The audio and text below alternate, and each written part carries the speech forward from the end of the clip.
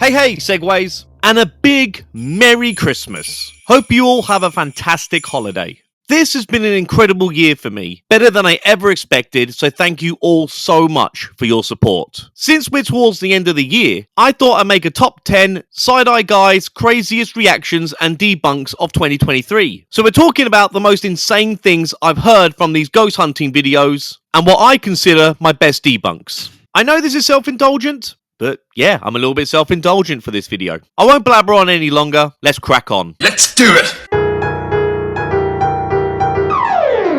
Number 10. Mackey and Amanda accuse innocent man of murder. For this, it was a toss-up between Mackey and Amanda accusing an innocent man of murder, and Amanda saying that one of the ghosts knows one of their subscribers. You hear the gobbledygook that comes out of your mouth? And I thought this video was self-indulgent. I lost so many brain cells watching this video, and I'm going to be losing more, because it looks like Mackey and Amanda will win my next vote. Clearly, my members and patrons like to see me suffer. Thanks, guys. Anyway, in this video, they claim a lady who was unfortunate enough to unalive herself by jumping from a high structure was actually pushed by her boyfriend, even though there is absolutely no evidence of foul play in her death. One of them was pushed. Girl, you just crossed the big line! And here we go again. I don't know why ghost hunters feel the need to make out that they are uncovering a big mystery and to pretend they are exposing a murder. It's pretty gross since the family members of the people who died in that parking lot wouldn't want to hear this shit. You were pushed? By a boyfriend. Your boyfriend pushed you? So now these idiots are accusing someone of murder. Imagine if you were the boyfriend of the poor woman who unalived herself, and you come across this stupid video and see these two morons accusing you of murder. This is gross. Shame on you! Number 9. Paranormal Files. Colin gets felt up by a ghost. I like the Paranormal Files. I do. And Colin never fails to entertain when it comes to an Estes method.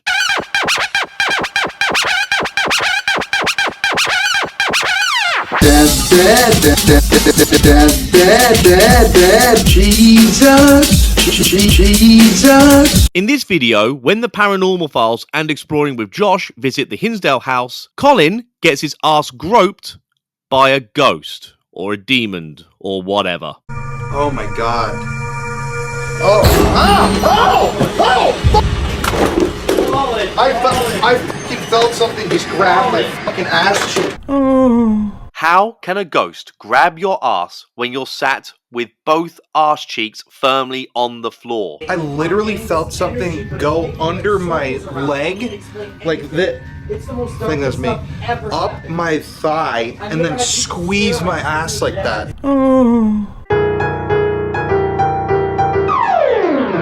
Number 8. Ghost Adventures Chant with Patty Negri. I had a lot of fun making this video. Please let me know in the comments if you'd like to see me react to Ghost Adventures again. I think this chant was supposed to conjure up spirits or something. I really have no idea, but I don't think this clip needs much more explaining. It's absolutely bonkers and I loved every second of it.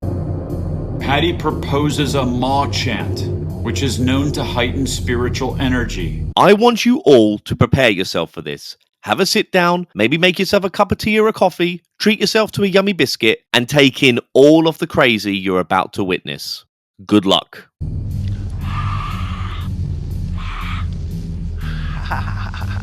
Is she, drunk? A little. I think it's gonna really either use it or hate it or both. So just kind of say,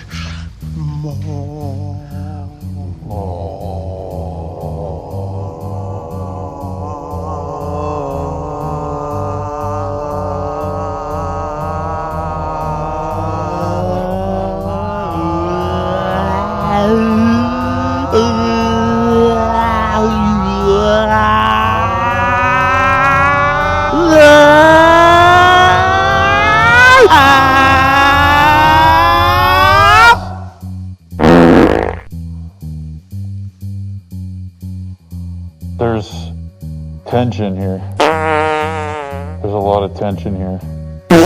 You know, Since starting this channel, I've seen a lot of weird shit. Oh, that's it. Nothing more to add. Number 7. Chelsea from Project Fear, Vaping. When Project Fear went to Penhurst Asylum, it must have been filmed in summer because everyone's in t-shirts and shorts. During the investigation, Chelsea claims that she's hit a sudden cold spot, and she can see her breath. It is so hot outside, and it is so cold in here all of a sudden. It's like hot over here where I'm at. Before this, I was on the fence if you guys were fake. This has not done you any favors. Hot over here where I'm at. Can you see your breath? No. It just got so cold in here, dude. All right, I'm coming down. Look at how cold it is in here. Oh my God. Chelsea, it's like not even cold right here though. I know. What the fuck? Dude. It's like an ice box where I'm at. So, in my humble opinion, this is fake. To start with, I thought this was an effect, since there are many YouTube videos showing how easy it is to create cold breath. The videos aren't even that long. But take a look how breath looks when it's actually real. It spreads around outside and evaporates very quickly. Chelsea looks like she's vaping, especially since there is a hard cut right before she exhales. There is no need for a hard cut to be here right before she exhales. There is nothing to stop Chelsea from taking a big drag off a vape, and then the cut comes back in when she's exhaling. The thickness and the direction of the breath that comes out of her mouth looks just like vaping to me. At very least, couldn't Chelsea, a petite woman, look cold? If it's like an icebox, as she says, and the temperature plummeted instantly, then shouldn't we see her tense up, shiver, look cold? Number 6, Yas Go The whole fucking video. Honestly, all of it is just insane. I could have closed my eyes, skipped to any random point in the video, and landed on something absolutely ridiculous and cringy. So I'm just going to pluck anything out randomly. So for those who don't know what LiDAR is, most newer phones have it. There's this little lens right underneath the normal camera lens, and this will shoot out light. For example, it'll detect all sorts of surface areas, even people or spirits. That is so stupid! Is there anybody that'd like to show themselves? Please do so.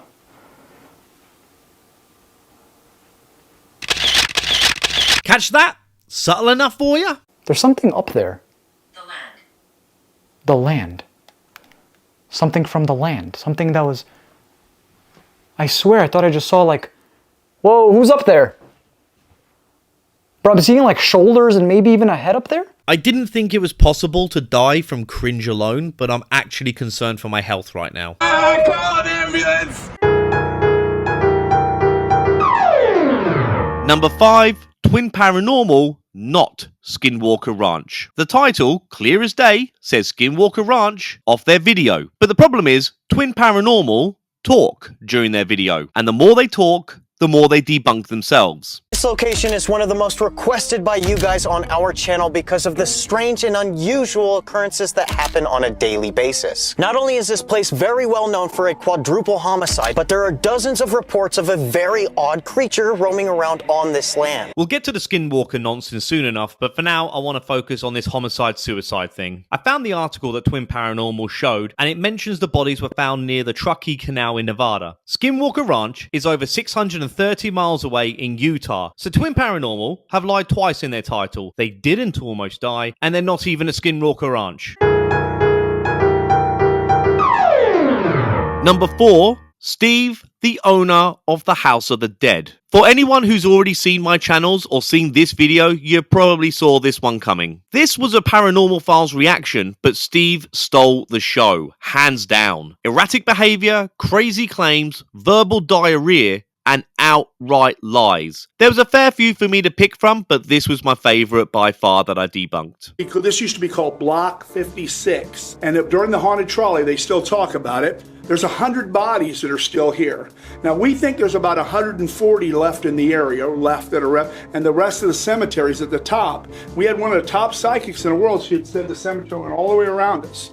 So there's about 140 bodies still left here. Before I get into the claim that bodies are buried under the house, I have to point out this sneaky editing suggestion made by Colin here. Sneaky, sneaky, sir. While Steve is lying about the bodies that are buried under the house, we have a drone shot above the building and a patch of land right next to the building with a suggestion that this is a graveyard in the back garden. Now, if we look at 1322 Maple Street on Google Maps, we can see that this is clearly a vegetable patch. I don't know about you guys, but when I first watched this video, I did assume this was a graveyard, especially considering Steve is talking about bodies buried under the house. In my opinion, Colin knows exactly what he's doing here. He hasn't outright said that this is a graveyard, but it's a pretty strong visual implication. The implication.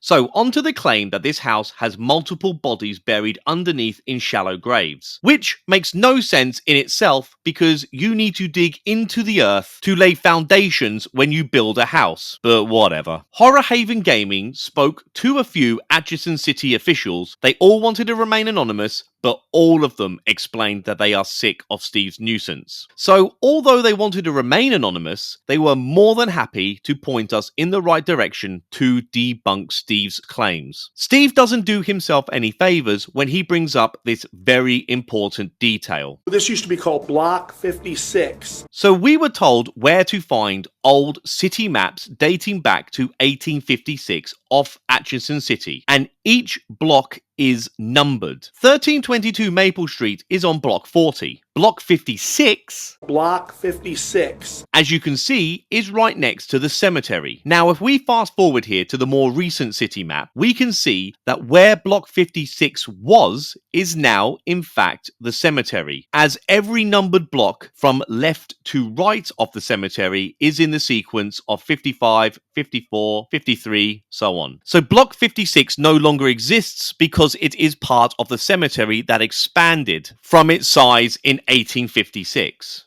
1322 Maple House of the Dead is not on block 56 because block 56 is now a cemetery and there are no bodies buried underneath this house. I have exorcised the demons. So this house is built on top of bodies. On top of bodies. There's still bodies in this area all the way around us. This house is clear.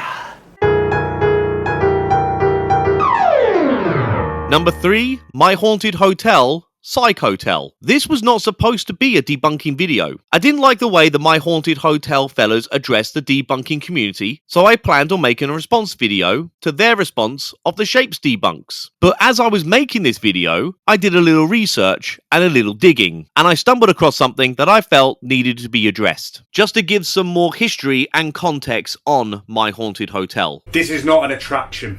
The decor has been done by Brett. A lot of people say because Brett's got a history in attraction design that's what's been done here. So I wasn't going to go this deep into the My Haunted Hotel history, but since they brought up Brett Jones's involvement in the hotel, I think I might as well shed some light on this too. Brett Jones, according to his LinkedIn account, is an immersive attraction designer and is listed as a presenter/designer at My Haunted Hotel, where he has been employed since January 2022. My Haunted Hotel opened its attraction in April 2022, so it seems he had about 4 months to, and I quote from his LinkedIn page, a budget of basically nothing turns this white-walled empty room into a Victorian museum of the macabre and the haunted. I just want to say as an aside, the My Haunted Hotel building, which is actually called Ye Olde King's Head, is a Tudor building and is not a Victorian building. But why let a little thing like facts get in the way of a good scare? And I think we know why they chose the Victorian era, is because that's when a lot of this seance-y, witchcrafty kind of stuff became more prevalent and popular. So Brett, prior to working at My Haunted Hotel, in 2018, he worked at the Silver Mountain Experience, which is a tourist attraction in Wales. And it offers immersive tours of the old silver mine sites. And guess what? It also offers Victorian paranormal tours. Also, So, starting in October 2017, Brett worked at Terror Mountain as a creative consultant. Terror Mountain is basically a horror experience attraction with actors, and is also set in a Victorian mine. There is a theme here, folks. Brett has his own creative consulting company called Fear & Sons Immersive Horror Consulting. But this is not the most interesting part, because according to Brett's own Facebook and LinkedIn page, in 2013, he started working as a director at Psych Hotel, which was an overnight horror experience amusement attraction in Chester. The Psych Lock Hotel attraction no longer exists, so the website no longer exists. But the TripAdvisor page is still active. And when you Google Maps the attraction location of Psych Lock Hotel, it is 48 Lower Bridge, Chester, the same location as My Haunted Hotel. We even have a photograph of Psych Lock Hotel on TripAdvisor from the outside. The exact same doorway for Psych Lock Hotel is the same as My Haunted Hotel. They just rebranded to My Haunted Hotel. This is a rebrand. This is not an attraction. This is not an attraction. This is not an attraction. So let's just assume here that My Haunted Hotel is not fake. Why would you bring someone in that is only going to raise eyebrows and major suspicion unless they were integral to your formula? Brett knows his shit, and he is on board because without him, they don't have a show. But at least to me, his involvement delegitimizes the whole attraction. So let's watch Beardo's podcast where he had Brett on. And in this, Brett talks about how he got started on the My Haunted House project. A guy called Harry, he's just got hold of the King's Head in Chester. Yeah. And he wanted to do these ghost tours around Chester, these kind of theatrical ghost tours. That's where a lot of my background is in sort of theatrical-based attractions and stuff like that. So they put me in touch. I met Harry and we went on a ghost hunt to Glynllifon Mansion. He went, "Hey, do you want to jump in the back of my van?" I obliged to this stranger I'd never met before, jumped in the back of his van. Don't do that, kids. No, don't do it. And we went on this ghost hunt, an incredible building, and ended up sort of being involved in the ghost hunts that he ran here. He ran his own paranormal company from here separately, called The Resting Place at the time. Yeah. And then it kind of all sort of dissipated to nothing. And I hadn't heard or spoke to Harry in about 10 years until a random phone call came through saying, "Hey, I've covered the hotel in cameras. I want it to be called My Haunted Hotel. What do you reckon?" Funny enough, he doesn't bring up Psych Hotel. I wonder why. And you know what? I'm not going to make that a rhetorical question. It's pretty obvious. It was a scary maze attraction, and they do not want My Haunted Hotel associated with this because it obviously shows it to be fake. Number 2. Seed Airbnbs. This discovery sent me down a couple of big rabbit holes. It's very difficult to summarize this without it taking ages. So in a nutshell, I discovered that Seed lie about the locations of the properties they stay in and claim are haunted, because these places are not known to be haunted. And also, they film for commercial purposes without informing the property owner, which is against Airbnb's terms and conditions. On a side note, in a few weeks' time, I will be doing an update video on the whole Seed Airbnb saga. So what are Seed talking about? Because let's not forget, in their video, they claimed to have seen so much supernatural activity. There were bumps, there were whispers, there were chairs being knocked over, there were phone calls from what I assume were supposed to be ghosts. That still doesn't make any sense to me. The electric keyboard went off by itself, and the icing on the cake, there was even a shadow which was heavily insinuated to be that of a ghost. But I can't find anyone else to back up Seed's claims that this place is haunted, which may not surprise some of my more regular viewers. I had a lot of questions, so I thought to myself, the only way to get some real answers is to talk to the property owner directly and explain the situation. I found her number, so I figured, why not? Let's have a chat. As you can probably imagine, she thought I was crazy to begin with. There's this Englishman calling her out of the blue asking about the ghosts on her property. But once I explained the situation to her, and that Mindseed made a video that they uploaded to YouTube, and I was pretty sure it was her property, she wanted to hear more. So instead of hearing me waffle on some more, let's go straight to Alice herself, who is the owner of the Harvest Time Guest House. Just start off by introducing yourself, please. Alice Richmond. Before I reveal the number one spot, here are a few honourable mentions. Be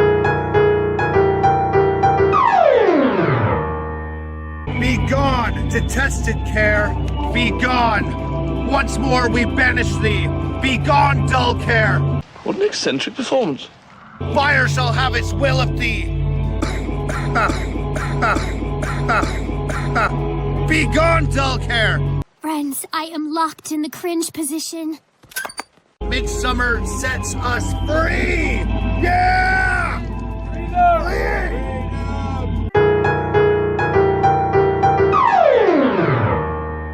This was sent to me by a source who wishes to remain anonymous. So as you can see, this is the Necrometer app. And the source is adding my name to the custom word list.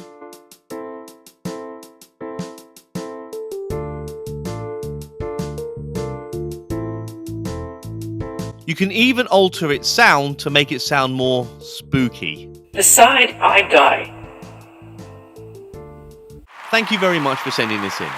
Now, how can anyone take this app seriously? I've heard some people say that Necrometer doesn't have this function anymore since the more recent updates, but Omar said he's using the beta, so it's more than likely that this function would still be part of the app he is using for this video. Do you have anything to say? What did that just say? It just said my name!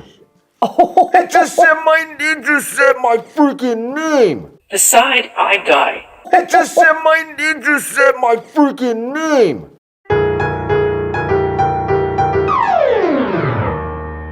I've had my fair share of experience here in these forests, where I've been chased out by this orb of the Pukwudgie that shapeshift into an orb and floated around and chased us out. Come again? Pukwudgie. Wait a second, the what? Pukwudgie. The Pukwudgie. Is this some kind of weird thing that's known in America but just didn't make its way over to England? I've captured the orb myself, and that clip is right here. This is going to be good. Oh my god, oh my god, oh my god. Yo. Get down. We sleep together. Yo, did you see it? Fuck was that? You thought that was compelling enough to put in this video? I couldn't see dick! Number 1, Sam, Colby and Seth at the Bel Air house. It kinda had to be this one, didn't it? The icing on the cake for this whole saga was getting Kristen to do an interview with me to clear a few things up that people were having questions about in the comments. Personally, I still see this whole thing as a debunk video, which seems to get overlooked. The way I see it, this shows 3 massive ghost hunters behind the scenes in a haunted house, showing no sense of urgency or fear or that they're in any danger whatsoever. But as soon as you go back to the video they made, it shows a very different side. Oh, it is so... Dude, the Sally house all over again. Oh, you broke him! No! You just fucking kicked his face in! No! You stopped that bear. No! You roundhouse that bear off the table! Imagine if it talks again. Just like, why'd you kick me, bitch? Also, let's not forget about the Gray Man, aka the Shadow Man. The Shadow Man. That was insane. He said that's even scarier than Emily Davis. Yeah, in his opinion. Did you just fucking hear that? Yeah. That was like a... Yeah. Hello?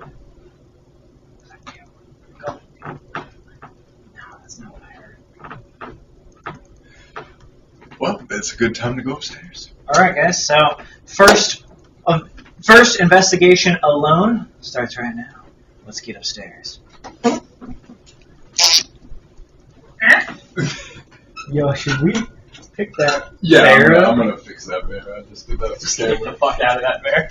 Thanks again everyone for being part of this wild ride. 2023 has been insane and the channel hasn't even grown a year old yet. I can't wait to see what 2024 brings, but most importantly, I want to wish every single one of you a Merry Christmas and a Happy New Year. Thank you very much. Please like and subscribe, leave a comment and let me know if there are any other ghost hunting videos you'd like me to review. Cheerio!